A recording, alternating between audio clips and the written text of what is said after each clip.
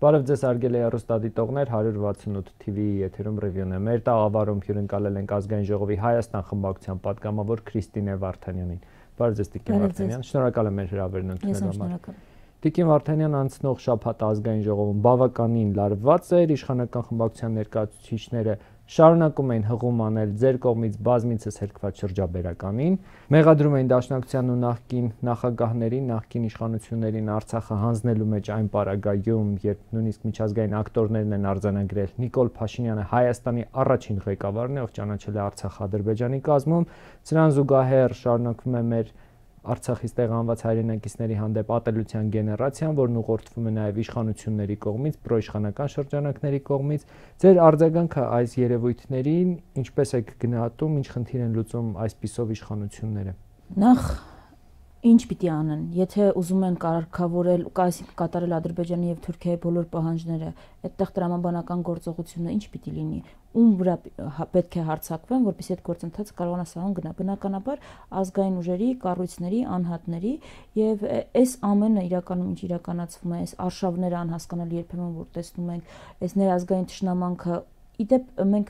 միայն արցախցիների նկատմամբ թիրախավորված արշավի հետ գործ չունենք։ Մենք գործ ունենք հայկականի դեմ տարվող արշավի հետ։ Ամեն ինչ հայկական է էությամբ, սիմվոլիկայով, խորհրդանիշերով, շահերի հետապնդմամբ թիրախում է այս իշխանությունների Ադրբեջանի, Թուրքիայի։ Սփյուռքը ում թիրախում է։ Թուրքիայի, Ադրբեջանի, Նիկոլ Փաշինյանի։ Հայ առաքելական եկեղեցին ում թիրախում է։ Ովքեր են վիրավորական արտահայտություններով նաև կաթողիկոսի հասցեին մեր հրապարակային հայտարարություններ անում։ Ալիևը Թուրքիայից շրջանակներ, Փաշինյանը փակում է սարդարապատ նրա մուտքը։ Նախագահները ում թիրախում են։ Ադրբեջանը պահանջում է, այստեղ արշավ է տարվում։ Դաշնակցությունը, եթե դուք հետևեք Բաքվում ընթացող Կինտու դատավարությանը, այդտեղ դատում են ռազմաքաղաքական ղեկավարությունը եւ կարծես թե դաշնակցությունը ամբողջ իր գաղափարախոսությամբ, էությամբ, ընդհանրապես դատախազը մեղադրող Բաքվի նույն արտահայտություններով է խոսում, ինչ որ օրինակ Արտուր Հովհաննիսյանը։ Այսինքն մենք գործ ունենք հայկականության դեմ իրականացվող արշավի հետ եւ սա օդից ընկած չէ, սա կապ ունի Ադրբեջանի հետ ձեռք բերված այդ թվում նաեւ գրավոր պայմանավորվածությունների հետ, որով պայմանավորվում են երկրի ներսում պայքար իրականացնել Ադրբեջանի կողմից ռևանշիստական հռչակված ուժերի անհատների երևույթների նկատմամբ։ Իսկ դա մեր իրավունքների համար պայքար է, այսինքն երկրի ներսում Նիկոլ Փաշինյանը պարտավորվել է պայքարել բոլոր նրանց դեմ, ովքեր պայքարում են հայկական իրավունքների համար մեր։ Էսա պատճառը խորհրդային։ Այս մասով մի ճշտում, երբ իրենք ասում են, որ դուք վստահաբար խաղաղության պայմանագրի դրույթներից մեկին եք հողում անում, որովհետև այս մասին էլի եք խոսել, երբ որ իրենք ասում են, որ սա երկու կողմերին է վերաբերվում, բայց այդ դեպքում Ադրբեջանում ինչու չենք տեսնում նման դրսևորումներ, այնտեղ հայատյացությունը շարունակվում է։ Ոչ թե շարունակվում է, ծաղկում է, դրված է պետական հովանավորության տակ եւ իրականացվում է հենց պետության կողմից, որովհետեւ այդ Ալիևը բանակցել է Փաշինյանի հետ, պարտադրել է կամ համաձայնեցրել են փաստաթուղթ, որի կետերի կատարումը վնաս է Հայաստանին։ Միայն վնասում է Հայաստանի եւ որևէ կերպ որևէ մեխանիզմ չկա դա ինչ որ պայմանավորվածություններ, որոնք էս գրված են երկկողմ, բանանել, որ Ադրբեջանում էլ ապահովել, որ Ադրբեջանները իրականացնի, չնայած էլ եմ գրքում բանակցած փաստաթղթի կետերը այնպիսին են, որ դրանց կատարումը բխում է միայն Ադրբեջանի շահերից։ Ես ելույթում էլ առիթ ունեցա սրան անդրադառնալ։ Ինչ են մեզ ասում են ինչ կետ կա երկկողմանի են պարտավորությունների ստանձնումը։ Կարող են պայմանավորվել, որ Սևանը երկկողմերից ոչ ոք պետք է չօգտագործի։ Զինատեսակներ, որոնք մենակ Հայաստանը ունի, կողմերից ոչ ոք պետքա չգնի։ Այդ տրամաբանությամբ է, հիմա երրորդ ուժերի չտեղակայման մասին կետը ում է վնաս։ Հայցերից ետքաշումը, որ ասում են դա Ադրբեջանն էլ է ետքաշում։ Էթնիկ զտնում իրականացնող կողմը ո՞րն է։ Այսինքն ծանրության ամենակարևոր հայցը էթնիկ զտում իրականացրած կողմով է Հայաստանի վրա էթնիկ զտման իրականացման մասին հայց կա։ Այսինքն այդ հայցերից ետքաշումը Ալիևի արունը ձեռքերը լվանում է եւ ազատում է այդ էթնիկ զտումի պիտակից ու պատասխանատվությունից։ Այդպիսի մենք խնդիր ունենք։ Հայաստանը այդպիսի բան է իրականացրել, որ համարժեք դա բան է, փոխանակություն է։ Չէ, Ադրբեջանի կեղծ շինծու ինչ որ հայցեր կան, որոնք փլվելու են դեռ հարցել է ամբողջական կան թե չէ ամեն դեպքում էթնիկ զտման մեղադրանք Հայաստանի նկատմամբ չկա հիմա այս որը գալիս են ասում են երկկողմանի ամեն ինչ տրամաբանության մեջ է Ալիևը այնպիսի ձևակերպումները ամրագրել այդտեղ, որոնց կատարումները իր համար դրանք չունեն նշանակություն, վերաբերելի չեն իրեն, ոչ թե նշանակություն չունեն։ Դա Ադրբեջանին վերաբերելի չէ։ Երրորդ երկրի ուժեր Ադրբեջանը որպես այդպիսին ֆորմալ առումով չկան։ Հայաստանի համար դրանք նշանակում են ինքնիշխանության կորուստ։ Այս է տրամաբանությունը եւ այո Փաշինյանը խոստովանել է, որ համաձայնեցված կետերից մեկը երկրի ներսում իրենց պատկերացնում խաղաղության օրակարգի դեմ պայքարող ուժերի դեմ պայքարն է։ Հիմա ասում են, եթե օրինակ դուք ասում եք, որ դա նշանակում է Հայաստանի համար ինքնիշխանության կորուստ։ Եթե այդպես է, ինչու Ադրբեջանը չի ստորագրում այդ փաստաթուղթը։ Իշխանությունների հիմնական քարոզությունը սա է, որ եթե սա չի բխում Հայաստանի շահերից, ապա Ադրբեջանը ինչու չի ստորագրում։ Իսկ Ադրբեջանը, այսինքն դա հակասությունը որն է, Ադրբեջանը բանակցել է մի թուղթ, որը Նիկոլ Փաշինյանը առանց ստորագրելու սկսել է կատարել։ Երրորդ երկրի ուժերի չտեղակայումը սկսել է կատարել առանց այդ թուղթը վերջնական վավերացման։ Ռուսական զորքին դուրս է բերել օրինակ Մեղրիից։ Նոր ուժեր չեն տեղակայվում այնտեղ։ Սահմանադրության փոփոխության մասին օրինակ հայտարարել է, այսինքն բանակցություններում ինչ խոսվում է։ Հիմա այս կետերը, որոնք իրենք համաձայնեցրել են, սկսել է կատարել։ Ադրբեջանն էլ հասկացել է, որ որքան սպառնալիքները շատ են, այնքան շատ է կարողանում զիջումներ կորզել։ Հիմա եթե տրամաբանությունը այսպեսին է, այսինքն ինչը դու պայմանավորվել ես թղթով, դա կատարում է առանց ստորագրության։ Եթե դու սպառնալիքները շատացնում ես, օրինակ, անցած տարի ինչ տեղ ունեցավ, Տավուշի առաջնագիծը պիտի կազմաքանդես, թե չէ վատ կլինի քո համար։ Կազմաքանդում է առաջնագիծը, բայց այդ սպառնալիքները աշխատում են։ Ինչու՞ պիտի այդ սպառնալիքների լեզվով Դուք ասում եք կազմաքանդել, իշխանություններն էլ ասում են, այդտեղ երբևէ այնքան անվտանգ չի եղել, որքան հիմա այդ սահմանազատումից հետո։ Հիմա այդ հարցին անդրադառնամ, ինչու՞ չի ստորագրում Ադրբեջանը, որովհետև ձեռք է բերել փաստաթուղթ, որը երբ ուզի կարող է ստորագրել, որևէ խնդիր չկա իր համար, իր գործողությունները որևէ կերպ չեն սահմանափակվելու, բայց այս 5 տարիներին հասկացել է, որ սպառնալիքները ավելացնելը իրեն օգնում է նոր զիջումներ ստանալ, որևէ բան չզիջելով նոր զիջումներ ստանալ Հայաստանից։ Դրա համար էլ այդ սպառնալիքները ուժեղացնում է, ուժ գնացնում է Փաշինյանի հետ, իրականացնում է ահաբեկչական, տեղեկատվական ահաբեկչություն մեր ժողովրդի նկատմամբ։ Այսինքն մեզ սպառնում են պատերազմով, վերջերս Նիկոլ Փաշինյանը ավելի շատ քան Իլհամ Ալիևը ցույց են տալիս, որ եթե այս տարբերակով չգնանք, ինչ տեսեք ինչ կլինի։ Ես ուզում եմ հասկանամ, երբ են սահմանին կրակոցները մեզ համար բան արել, sense խնդիր ու sense համազգային ահաբեկչական ֆոն ստեղծելու բան դարձել։ Եթե կամ բան է, այդ լեզվով են մեր հետ խոսելու, պատրաստում են հարձակման կրակոցների, դրա ճանապարհն է, որ Տավուշում առաջնագիծ կազմաքանդենք, էսա խնդիրը։ Հիմա ինչ վերաբերում է ամենախաղաղ, խաղաղ չի, այնտեղ էլ են կրակում արդեն, հարակից տարածքում, նույնիսկ ասում են Սյունիքում, որտեղ հանձնել ենք ավելի խաղաղ է, երկրորդը Գերեզմանում ամենախաղաղն է։ Էլի Սյունիքը կարող է հանձնենք, ասենք, որտեղ դե կրակում են այնտեղ, դա մի քիչ մեր վիճակագրությունը խախտում է չկրակոցների, ավելի շատ են սկսել կրակել, Սյունիքը հանձնենք, ընդհանրապես խաղաղ կլինի։ Դե Նիկոլ Փաշինյանը Սյունիքում համոզում էր, որ երկաթգծի գործարկում եւ այլն միայն իրեն շահերից է բխում։ Նիկոլ Փաշինյանը 7-րդ տարին ամբողջական իշխանություն ինչքան տարբեր բաներ է փորձել համոզել, որոնք իրականության մեջ դարձել են վերջում ադրբեջանական պահանջների կատարում։ Ես ուզում եմ այս գործընթացը ճիշտ պատկերացնենք մենք։ Ի վերջո, այս 5 տարի է բանակցում է նոյեմբերի 9-ից հետո արդեն 5 տարի է։ Հիմա որ պահանջներն Ադրբեջանի, որ հնարավոր է եղել այդ փաստաթղթից եւ նաեւ բանակցային օրակարգից դուրս անել։ Ադրբեջանը սկսել է բանակցել այն կետից, որտեղ բոլոր պահանջները վերաբերում էին Արցախին, տարածքային ինքնորոշման իրավունքի պաշտպանություն, հիմա մենք այնտեղ ենք, որ Ադրբեջանը Հայաստանից է պահանջում սահմանադրության փոփոխություն, Հայաստանից է պահանջում, որպեսզի այստեղ բնակեցվեն ադրբեջանցիներ, Հայաստանից է միջանցք պահանջում, Հայաստանի համար է ուզում ռեպարացիաներ սահմանել։ Հիմա ուզում եմ հասկանամ, այս բանակցությունների արդյունքը եթե այսպիսին է, մենք ո՞նց կարող ենք անդադ այդ process-ին էլի վստահությամբ մոտենալ կամ ինչ-որ հողումներ անել։ Սա է տեղի ունենում Նիկոլ Փաշինյանի բանակցությունները Ալիևի հետ, մենակ ավելացրել են Ալիևի պահանջները եւ թույլատրել են մեր դիրքերը եւ գետնի վրա, այսինքն բարի ֆիզիկական իմաստով մեր սահմանները ավելի անպաշտպան են, քան մի տարի առաջ, 2 տարի առաջ եւ բանակցային սեղանին, այսինքն ամեն ինչ զիջվել է ոչ մի բանի դիմաց։ Էսա տեղը դրա համար էլ խնդրարարություն է, որ մենք ասենք բանակցային գործընթաց։ Բանակցությունները ընդհանրում են փողզիջումներ։ Սա միակողմանի զիջումների գործընթաց։ Խնդրարարություն է, ասում ենք խաղաղության պայմանագիր։ Ինչ խաղաղության պայմանագրի մասին է խոսքը։ Որտեղ է, ո՞նց է այդ պայմանագրով խաղաղություն ապահովում։ Էսա այն հարցերը, Այն խնդիրները, որ մենք ունենք այս փաստաթղթի հետ։ Մենք ասում ենք, այս փաստաթղթով մեր ժողովրդին խաբում են։ Մի հատ թուղթ են բերել հոդվածներ տակը գրած, որոնք վնասամենակ մեզ, ասում են սրանով խաղաղություն ենք բերում։ Չեն կարող դա անել։ Այդ sense ձևակերպում։ Եթե այս թուղթը ունենար անգամ ամենալավ իշխանությունը, ամենաազգային, չէր կարողանա այս թղթով խաղաղություն բերել, եթե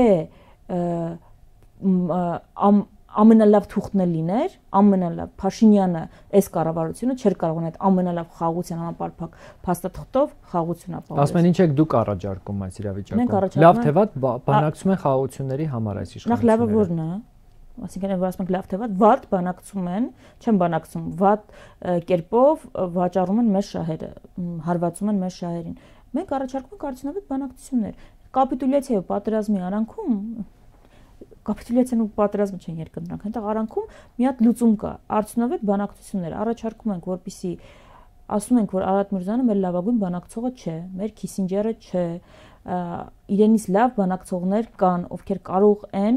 հայկական շահերը ներկայացնել բանակցություններին։ Մենք ասում ենք, որ գլխավոր բանակցողը ում այլևը հարբեցող Ծաղրածուի անվանել, ում նոյեմբերի 9-ի փաստաթուղթը ստորագրել, չի կարող ամենալավ կերպով մեր շահերը ներկայացնել բանակցություններին։ Ինքը պիտի փոխվի, որովհետև մեզ նաև հայտնի չէ բանակցությունների ու պայմանավորվածության ամբողջ ծավալը, որ ինքը ձեռք է բերվել։ Պիտի փոխվի իր հետ տանելով իր բանավոր, գրավոր եւ այլ ըմբռնումները, որոնք մենք չգիտենք, նոր բանակցող, որպեսզի հնարավորություն ունենա սկսել բանակցությունները հայկական շահերի դիրքերից նաև ներկայացնելով այդ շահերը։ Առաջարկում ենք խոսել բացի ադրբեջանական օրակարգից, նաև մեր օրակարգից, օրինակ արցախահայերի վերադարձի իրավունքի մասին սկսել խոսել օկուպացված տարածքներից, նախքան որևէ այլ տեղից հայկական զորքերի ետ քաշումը օկուպացված տարածքների հարցը դնել։ Իսկ ընդհանրապես, որպես ամեն ինչի նախապայման հումանիտար հարցերի լուծումը դնել, գերիների բոլոր պահվող անձանց եւ գերիների վերադարձ, մասունքների փոխանակում, հումանիտար հարցեր։ Ռուսաստանն եւ Ուկրաինան հիմա որևէ խաղաղության մասին բանակցություն չեն վարում, բայց մարմիններ եւ գերիներ փոխանակում են։ Հայաստանը հայտարարում է, որ Ադրբեջանի հետ խաղաղության է գնում, բայց գերիներ են պահվում Բաքվի բանտում։ Դա ո՞նց է լինում։ Էս ենք առաջարկում, արդյունավետ բանակցություններ ենք առաջարկում, ու ասում ենք, որ դրա տարբերակը ունենք Նիկոլ Փաշինյանը, Արարատ Միրզյանը մեր դիվանագիտության ծաղկեպսակը չեն, որ ամենալավ կերպով մեզ ներկայացնեն։ Իրենց պետք է փոխել, որ մենք հնարավորություն ունենանք։ Եթե անգամ ինչ որ մեկը կա, որ իրենց վերաբերում է որպես ապաշնոր են, չգիտեմ, ոչ թե դավաճանական գործողություն իրականացնում, այլ ուզում են, բայց չեն կարողանում։ Լավ, ուզում են, չեն կարողանում, թող գրան նրանք, ովքեր ուզում են եւ կարողանում են։ Ինչու իմպիչմենտի գործընթաց չեք սկսում։ Իմպիչմենտի գործընթացի ձևաթուղթը ԱԺ ներկայացնելու, այսինքն 72 ժամ մեկնարկելու համար պետք է 36 ստորագրություն։ Ընդդիմությունը ես իմ Հայաստան խմբակցության ներկայացնում 28 պատգամավոր ունի, ամենատրիվիալ պատասխանը էս է, բայց այս բանը, որ անդադ փորձում են ներկայացնել, որ հիմա ամենաշատը այս հարցն է քննարկվում։ Դա ամենաշատը ինչ որ խմբի կողմից կարող է, ես ուզում եմ անկեղծ չեմ հասկանում ինչն է քննարկվում։ Եթե կա որևէ առաջարկ, ինչպես ունենանք բավարար ձայներ հաջողության հասնելու գործընթացը, մենք այն խմբակցությունն ենք միշտ եղել, որ ընդառաջ է գնացել։ Անցած տարի, երբ Բաքրատ Սրբազանը մայիսի 9-ին հսկայական հավաքեր հրավիրել, հանրապետության հրապարակումը հավաքել էր բազմահազար հայրենակիցների եւ ասաց, որ ճանապարհ իմպիչմենտն է, խորհրդանական խմբակցությունները ընդհանրապես 10 րոպեում այդ համաձայնություն տվեցին եւ պատրաստակամություն հայտնեցին նախաձեռնել գործընթացը։ Նույնն է եղել նաեւ 22-ին ինքնաբուխ շարժման ժամանակ, ուզում եմ ասել, եթե ինչ-որ առաջարկ կա, այդ խորհրդանական խմբակցությունները 22-ին վերեցիք ցույց տվեցիք падգամավորների անունները, ստորագրությունները, բայց ինչ գործընթաց էր սկսել այդ ժամանակ։ Ամբողջ հարցը այդ է, որ տպավորություն են ուզում ստեղծել, որ իմպիչմենտի մեկնարկի համար, այսինքն 72 ժամով որ բան անի, մեկնարկի խորհրդանական դիմությունների բավարար ձայները, ել չասած մեկնարկը մի բանը հաջողության հասնելու համար 54 ձայնը կան այդ տվյալները, պարզապես չի սկսվում։ Էս է հարցը, ես էլ ասում եմ, չկա, եթե հիմա կա տարբերակ ինչպես հասնենք հաջողության, պետք է ԿՊԻ, պետք է ընդհանրապես 55 падգամավորի, որոնց մեջ է ԿՊԻ շուրջ 20 падգամավորի ձայներ։ Հիմա եթե կա տարբերակ, այդ 20-ը ոնց ապահովենք։ Ասում են աշխատեք ԿՊԻ падգամավորների հետ այդ թվում։ Մենք աշխատում ենք եւ հիմիկ աշխատում ենք բոլոր ուղղություններով։ Հիմա չստացվի Քրիստիան Վարդանյանը հայտարարեց, որ ԿՊԻ падգամավորները ինչ-որ գաղտնի բանակցություն են։ Մենք բոլոր ուղղություններով աշխատում ենք, այդ թվում նաեւ ցանկացած տեսակ իրենց ցույց տալով ինչ ճակատագիր կարող են ունենալ, նաև ոչ հրապարակային այդ զրույցներում ուր է գնում այս ամեն ինչը, իրենց օրինակները ցույց տալով եւ բայց այս 5 տարիների ընթացքում տեսել ենք, որ երբ է իրենց վարքագիծը այլ դրսևորում ստանում։ Դա բոլոր այն ժամանակներն են, երբ որ փողոցում եղել է համապատասխան ճնշումը։ Մեր փորձառությունից էլ չէ, տարական տրամաբանությունից, տրամաբանությունը հուշում է, որ ԿՊ падգամավորները կարող են որևէ այլ տեխնացուի ոչ Նիկոլ Փաշինյանի օգտին պիտի գան, գաղտնի քվեարկեն։ Այսինքն փողոցում այդ ճնշումը պետք է 72 ժամ լինի, որ ոչ թե 72 ժամ,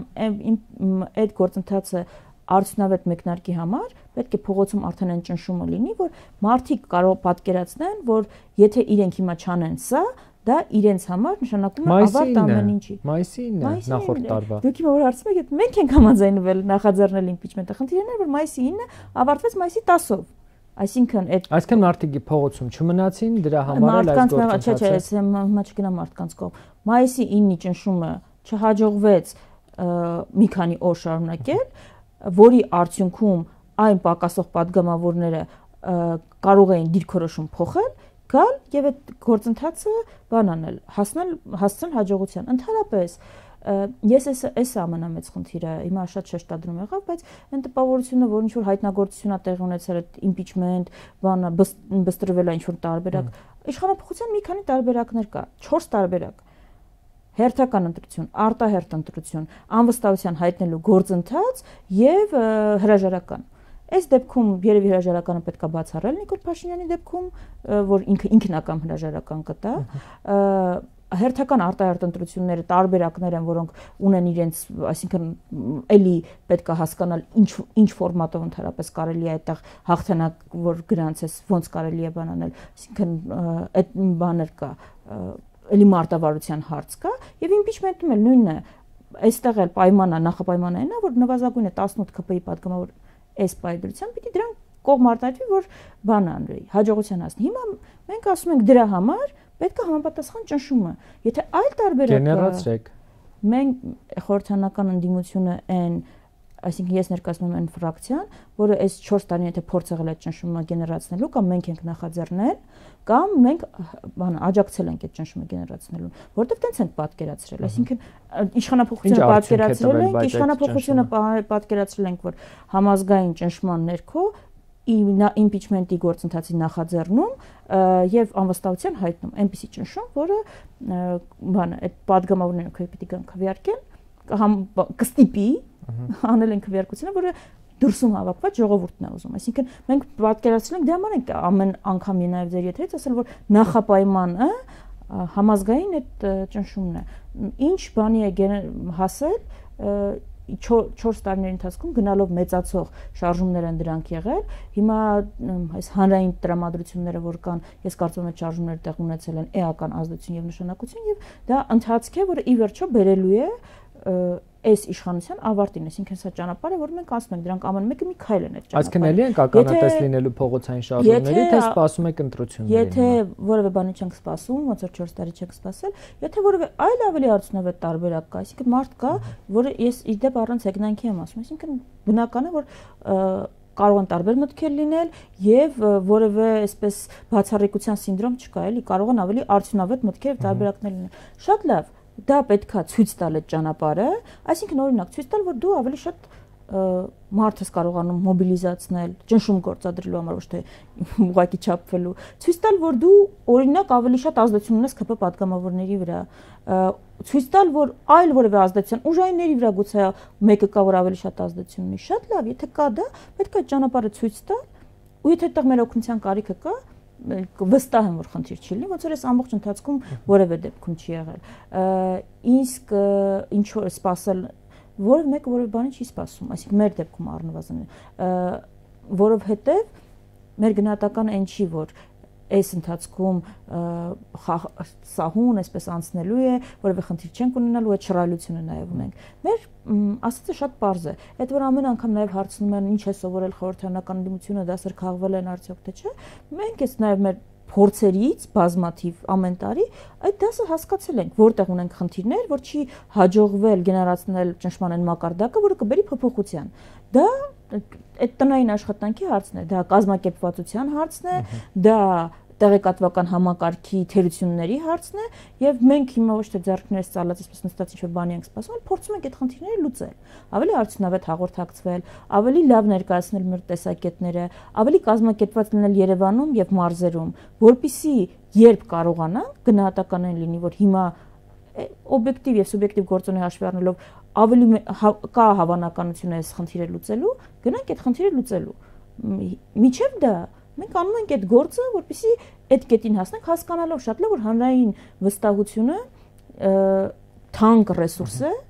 եւ դրա պետք է շատ զգուշ վարվել։ Միջև դա աշխատում ենք այս իշխանության բոլոր արարքների հետևանքները ցույց տալու, մեր հանրային անհրաժեշտ տրամադրություններ գեներացնելու համար։ Կօգտվի ուրիշ մեկը այս մեր աշխատանքից շատ լավ նպատակը, եթե նույն նպատակի համար որևէ խնդիր չկա։ Այս է մեր մարտավարությունը, որով մասնակցում ենք ԱԺ-ին, բարձրաձայնում ենք հարցերը, գնում ենք քաղաքացիների հետ ենք հանդիպում, կազմակերպական աշխատանքներ ենք իրականացնում եւ դրա համար էլ իշխանության թիրախում ենք։ Դրա համար է այս արշավը, որ տեսնում եք։ Մեկ գալիս են ասում են զրո ազդեցության քաղաքական ուժ նվեր իշխանությանը, բայց ամբողջ օրը մեր մասին են խոսում ու մենք ենք թիրախում դες ներվային ջղածիկ, եթե որևէ խնդիր չենք ստեղծում, որևէ հարց չունենք ձեր համար, զրո ազդեցության քաղաքական ուժը, ինչ են ձեր ելույթների 80%-ը մեր մասին, որն է խնդիրը, էս է տեղի ունեցողը։ Արդյունքները նաև տեսնում ենք ինչ-որ տարբեր դրվագներում, սա է այն մոտեցումը, որ մենք ունենք։ Այսօր Գյումրիում տեղի ունեցավ Վարդան Ղուկասյանի երթմնակալության արարողությունը, Գյումրիի ընտրությունները ակնհայտորեն իշխանությունները, ինչպես ասում են, չեն մարսել։ Օրերս մենք խորհրդարանում ականատես եղանք նաև ձեզ ուղղված որոշակի հայտարարությունների, երբ որ Վահագն Ալեքսանյանը Գյումրիում կանխատեսում էր խմբակային սպանություններ, բռնաբարություններ եւ այլն, եւ ասում է, բայց քանի որ իրենք են իշխանության, կին падգամավորներն էլ կարող են գնալ Գյումրի, ձեզ այնտեղ կպաշտպանեն, Ռուբեն Ռուբինյանն էլ դաշնակցությանն էր դիմում, ասում էր, կարող եք հանգիստ զուգարան էլ մտնել։ Այս հայտարարություններին ինչպես կպատասխանեք եւ առհասարակ Գյումրիի ընտրություններից հետո ինչ քայլերի կարող են գնալ իշխանությունները ձեր դիտարկմամբ։ Վահագն Ալեքսանյանի են պահեց Վահագն Ալեքսանյանի պես, Ռուբեն Ռուբինյանը իրեն սկսում է արդեն պահել այլ Վահագն Ալեքսանյանի պես։ Հիմա իրար նմանվում են գնալով, ինչ պիտի պատասխանեմ այդտեղ պատկերացնում եք այն խեղճ մարդու վիճակով մնացել է Վահագն Ալեքսանյանի պաշտպանության հույսին, երանելի վիճակում, չէ։ Տարական այսինքն այնքան են ջղաձգված, որ չեն կարողանում թաքցնել, գոնե ինչ-որ դիմակ դնեն, ինչ է տեղի ունեցել, ընդհանրապես ոչ իշխանական տեխնացուն Գյումրիում ընտրվել է համայնքի ղեկավար։ Ինչն է տեղ այդքան սարսափելի։ Ավելի ծանր են տարել, քան Արցախում կորուստը, պատերազմը, քան Արցախի, ավելի ծանր են տարել, քան այս վերջի 7 տարում մեզ բաժին ասած բոլոր առավիրքները եւ տասնյակ հազարավոր մահերը, այդ թվում նաեւ համավարակով, այդ թվում նաեւ պատերազմներով։ Ինչ է տեղ ունեցել, ինչ են այդքան ծանր տարել, որովհետեւ հասկանում եմ, որ սա ուղղակի ցուցիչ է իրենց հանրային ընկալման ու ցուցիչ է նաեւ ու գնահատական է նաեւ իրենց 7 տարվա արարքների, բայց բացի դրանից ես առիթ ունեցել եմ միջև ընտրություններ ասել, Գյումրիում իրենց համար ինչու էր հաղթանակը շատ կարևոր, կամ թիմ ընտրություններում մենակ Գյումրիում չէ, բայց Գյումրին որտեղ երկրորդ մեծությամբ քաղաքն է, որտեղ իրենք դա ներկայացնելու էին որպես նոր լեգիտիմություն, որ տեսեք, մենք ունենք մանդատ անելու այն ինչ որ անում ենք, մեր այս թեզերը կիսում են մեր ժողովուրդը։ Հիմա առաջին հարվածն է ստացել, իրական Հայաստանն է առաջին հարվածը ստացել Գյումրիում եւ Փարաքարում։ Այս կեղծ Ադրբեջանի հետ իբր խաղաղության իրականում Ադրբեջանին հանձնվելու թեզն է ստացել առաջին հարվածը Գյումրիում եւ Փարաքարում, Թուրքիայի հետ Թուրքիայի նախապայմանները կատարելու թեզը, ուրացման ցեղասպանության թեզն է առաջին հարվածը ստացել Գյումրիում եւ Փարաքարում։ Դրա համար են ծանր տանում։ Այդ ուղղակի չհաղթելու պատմություն չի, ԿՊ-ն այլ թիմերում պարտվել է եւս, քայլեր նախաձեռնել է այդ չի բանը։ Ոչ ուզում եմ ուրճացնել, բայց ուզում եմ նաեւ հասկանալ ինչ են այս ջղաձգումները եւ պիտի տես ելույթներ ունենան։ Հիմա երկու տարբերակ ունեն, կամ կարելի է իրենց ամեն ելույթից դեպրեսիայի մեջ ընկնել, բայց ես կարծում եմ, որ դա չի դեպի հաղթանակ տանող ճանապարհ։ Իսկ սպառնալիքներ ձեր հասցեին հնչած, ինչ քայլեր եք սպասում, օրինակ Ալեն Սիմոնյանից, նա ասում էր, որ դեռ իրեն կհիշեք։ Նախ կարծում եմ ոչ միայն ես հայ ազգը դեռ երկար իրենց անունները հիշելու է, չգիտեմ այդտեղ ճիշտ ասած ինքը որ դիրքերում է, չեմ պատկերացնում ինչի մասն է խոսում, ինչ է ակնարկում, ինչ է սպառնում եւ գիտեք, ելի եմ կրկնում, կարելի է այն դիրքից մոտենալ, ինչ որ անձնային արժանապատվություն կա, որ վիրավորվել է, ինչ վիճակում ենք, ոնց կարելի է sense բան թույլ տալ, բայց ես մտածում եմ, որ չկա,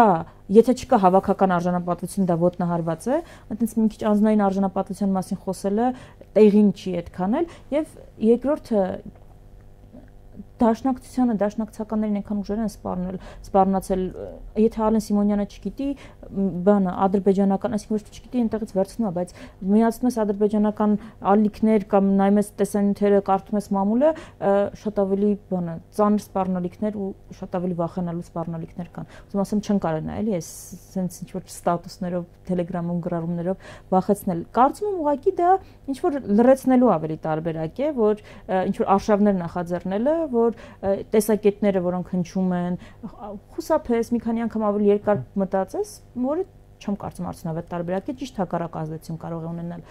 Եվ նաև ցուցադրական բանը, թիրախավորելը, պիտակավորելը, որ եթե այլոց մտքով նաև սովորական քաղաքացիների մտքով անցնում է նույնը բովանդակ կարծիքը արտահայտել կամ տարածելը, ուղղակի որ մտածեն, որ ինձ հետ էլ կարող են սա անել։ Ես կարծում եմ իրենք այն կետին են հասել, որ այս գործիքակազմը այլևս չի աշխատում։ Դա է իմ գնահատականը, իսկ սպառնալիքները իրանք Հայաստանի նկատմամբ արդեն իրականացրել են ու իրաշարունակում են իրականացնել, դրանից ավելի վախենալու բան ինձ համար չկա։ Ինձ համար, եթե ես դա ամոթ չեմ համարում, ամենավախենալու բանը իրենց իշխանության շարունակել մնալն է։ Ես անկեղծ դրանից շատ վախենում եմ։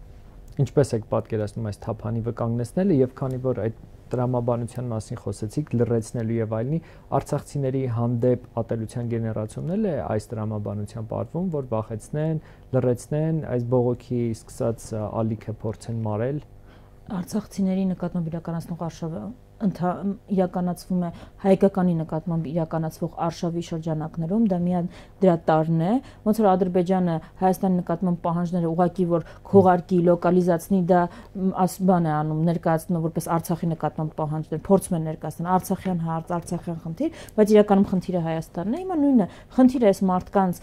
հայկականությունն է, հայկական շահերի սպասարկումն է, բայց որ տարանջատեն, բաժանարար գծեր բանանեն, մտցնեն, բաժանեն, որ տիրեն, դա տարբեր խմբերի են բաժանում, հիմա թիրախում արցախահայերն են, ոչ միայն այն պատճառով, որ նաև Ադրբեջանի թիրախում են, այստեղ խնդիր է դրված, որ այն ներուժը, որը հիմա կա Հայաստանում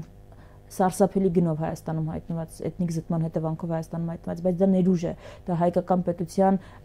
զարգացման հիմքում կարող է դրվել, դա Հայաստանի պաշտպանունակության բարձրացման հիմքում կարող է դրվել, դա Հայաստանում ծնելիության խնդիրների լուծման հիմքում կարելի է դնել, այդ ներուժը Հայաստանը պիտի չօգտագործի, ամեն ինչ անում են, որ արցախցիները այստեղ չմնան, չապրեն, որպեսզի Հայաստանին այդ մի ներուժից էլ զրկեն, ոնց որ ամեն ինչ անում են, որ սփյուռք հայրենիքից օտարվի, որ այդ ներուժներ ջլատվի, այդ ուժի աղբյուրից էլ մենք զրկվենք, այսինքն ամեն ինչ մեր հնարավորությունները ոչնչացնելու ուղղությամբ, որ հետո կանգնեն ասեն, դե ոչ մի տարբերակ չունենք։ Ով է ասել ոչ մի տարբերակ չունենք։ Մենք հիմա Հայաստանում սահմաններ պաշտպանելու խնդիր ունենք։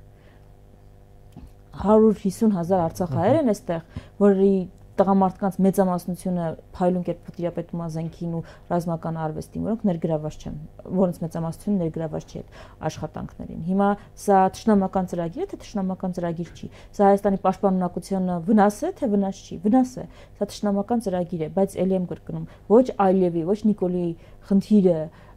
արցախահայերը չեն մենակ։ Խնդիր են բոլոր հայերը խոշոր հաշվով, ովքեր հայկական շահեր են մանավանդ հետապնդում, դրա համար իրենք էս ուղղակի մեզ բաժանում են մանր խմբերի եւ թիրախավորում են, որպեսզի այդ հանրային սոլիդարություններ կորի։ Շատ 5 քարոզչական հնարք է։ Եթե որոշ ժամանակ հետո մենք տեսնելու ենք սյունեցիների այսպիսի, կարող ենք տեսնել սյունեցիների այսպիսի թիրախավորում, մարզո պայմանավորված, տեղանքով պայմանավորված, դա թշնամական քարոզ է։ Այստեղ եթե մենք բարձ հարց տանք, ում է սա ձեռնտու, կտեսնենք, որ սա ձեռնտու է բացառապես Ադրբեջանի եւ ով է սա իրականացնում, գործող իշխանությունները։ Տրամաբանական շղթան անկամողջանա։ Հայոց ցեղասպանության 110-րդ տարելիցին ընթരാճ ինչ քայլեր եք սպասում գործող իշխանություններից, որովհետեւ նրանք բավականին խնդրահարույց հայտարարություններ արդեն արել են եւ կարող է այս տարի խոչընդոտեն օրինակ ջահերով երթի իրականացումը պատճառաբանելով, որ դա կխանգարի ենթադրենք խաղաղության գործընթացին, որովհետեւ ամեն ինչի արդարացումը դա է հիմնականում։ Սա արցախում են պատկերացնել ինչպիսի ուղերձ է Նիկոլ Փաշինյանը աղալու ապրիլի 24-ին, վախենում եմ անգամ դրա մասին պատկերացնելը, մտածելուց լավ կլիներ ընդհանրապես լռեր։ Դա ամենա օգտակարը կլիներ այս իրավիճակում, ջահերով երթի խոչընդոտելու հետ կապված ոչ թե չեն ուզենա, այլ քանի որ այդ երթը ունի իսկապես համազգային բնույթ, կհասկանան, որ դա հակազդեցություն կունենա։ Կարծում եմ դա կհասկանան, իսկ ինչ իրադարձությունների առումով ինչ եմ սպասում, ոչ թե սպասում, այլ գիտեմ եւ տեսնում եմ եւ դուք էլ կարող եք փաստել, որ որևէ բան չի նախաձեռնվել։ Պետական մակարդակով ցեղասպանության 110-րդ տարելիցի ընդառաջ Հայաստանում որևէ միջոցառում չի նախաձեռնվել։ Իսկ մենք ասելիք չունենք Թուրքիային, մենք ոչ մի բան չունենք այս թեմայով ասում, մենակ Թուրքիան չէ, աշխարհին գերեզման են գնում, գերեզմանային խաղաղության են գնում։ Այսինքն ոնց կարող խաղաղությունը պիտի բան ցեղասպանության ուրացման գնով պիտի լինի, չէ, գնում ենք նոր ցեղասպանության կրկնման իրականում։ Ոնց որ 110 տարի առաջ Արևմտյան Հայաստանում տեղի ունեցած ցեղասպանության չդատապարտումը հանգեցրեց Արցախում էթնիկ զտման, նույնը, եթե հանցագործությունը չես դատապարտում, դա կրկնվում է։ Հրաժարվել է ցեղասպանության ճանաչման ու դատապարտման քաղաքականությունից մեզ հանգեցնելու է նոր ցեղասպանության, որովհետև Սիրիայում մենք ընդհանրապես մի քանի ամիս առաջ տեսանք Թուրքիան ինչ է անում այն Սիրիայում, որտեղ իշխանությունը պրո-թուրքական է արդեն, բայց ինչպես է վրեժ լուծում իր կարծիքով իրեն խանգարող ուժերից, էլի ցեղասպանության ու էթնիկ զտման գործիքակազմով։ Հիմա այսինքն եթե Սիրիայում է այդպես, եթե ասորիներին է ցեղասպանել, քրդերին, մեր հանդեպ պիտի գա Հայաստանին երկրորդ, երրորդ անգամ արդեն ու բանանի, ասի չէ, էլ փոխում են գործելավոճը, էսա մեր ասածը։ Մենք Հայաստանում հիմա տեսնում ենք Թուրքիայում արտադրված ուրացման քաղաքականություն, հրաժարման քաղաքականություն, դրանով է պայմանավորված նաև հայկականության ամենաճանաչված սիմվոլի Արարատի նկատմամբ տարվող արշավը, մեր պատմության դեմ տարվող արշավը ցեղասպանությունը խոշորաշփ հարցականի տակ դնելը, եւ այս կոնտեքստում է, որ ջահերով երթը, որ ամեն տարի կազմակերպվել է 99 թվականից, այս տարի անկեղծ առանց չափազանցնելու ունի բացառիկ նշանակություն, որովհետեւ ուրիշ միջոցառում ուղղակի չկա։ Ուղերձ աշխարհին, Թուրքիային, խոսելու այս թեմաների մասին։ Էլ չեմ ասում, որ համազգային ուրիշ միջոցառում չկա, որին մի քանի հազար հայրենակիցներ, տասնյակ հազարներ մասնակցում են։ Դրա համար է շատ կարևոր, եթե համաձայն չենք այս քաղաքականությանը, եթե չենք կարծում, որ ցեղասպանությունը ուրանալը որևէ տեղ կարող ենք հասնել, ապրիլի 23-ին ժամը 19:15-ին Հանրապետության հրապարակից մեկնարկող ջահերով երթին մասնակցելը, ուղղակի ասելու, որ Թուրքիային ցույց տալու, որ Հայաստանում բոլորը չեն Նիկոլ Փաշինյանի կարծիքին։ Իմանալ Թուրքիան ու Ադրբեջանը պիտի իմանան, որ իրենց պայմանավորվածությունները Փաշինյանի իշխանության հետ մեր ժողովուրդը չի կիսում ցեղասպանության մասով, Արցախի էջը փակելու մասով եւ մեր իրավունքների պաշտպանության մասով։ Էս է ուղերձը, էս է խորհուրդը, դրա համար ենք կարծում, որ շատ կարեւոր է մասնակցությունը, որտեղ ելի եմ կրկնում, ինչ որևէ միջոցառում տեղ չկա պարզապես արտահայտելու բողոքը ընթացողի նկատմամբ։ Շնորհակալ եմ ձեզ հետաքրքիր զրույցի համար։ 168 TV-ի եթերում ռիվյուներ, հետևեք մեր հետագա թողարկումներին։